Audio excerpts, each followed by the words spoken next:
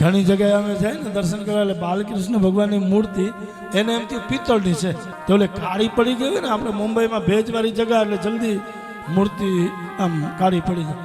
પછી ઘણી જગ્યાએ અમે કોઈકને ઘરે જાય ને એટલે પિતાંબરથી ઘસે, ઓલી પિતાંબરી આવે ને, એલા વાસણ નથી, આ બાલકૃષ્ણ છે, આને તું ઘસીશ તો ઓલો તને ઘસી નાખશે બાપ. એના કરતા એને હલકે હાથે સ્નાન કરાવ બાપ.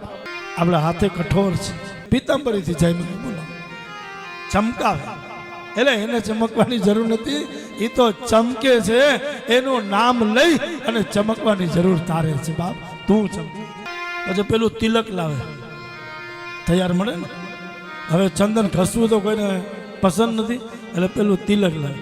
પછી ઠાકોરજીના કપાળમાં ઓલો મીણ લગાવે, અને મીણ લગાવે ન ચોટે. અરે બાપ એટલું જોર. તમે તૈયાર થઈ જાઓ, હા વાંચું બોલજો, તમે એકદમ તૈયાર થઈ જાઓ અને કોઈ તમને મીણ ચોટાડે તો તમને ગમશે? તમે ખર્ચો કરીને બ્યુટી પાર્લરમાંથી આવ્યા હો અને પછી તમારે કહો કે એ ચહેરા ઉપર કંઈક છાંટી દે ને આખો ચહેરો બગડી જાય તો તમને ગુસ્સો આવે કે નહીં? તો એટલું જ આપણે વિચારવાનું છે કે આપણા ચહેરા ઉપર આવું કંઈક બને તો મને તમને ગુસ્સો આવે તો કૃષ્ણને તૈયાર કર્યા પછી બાપ એને ઓવર ના લેવાનો.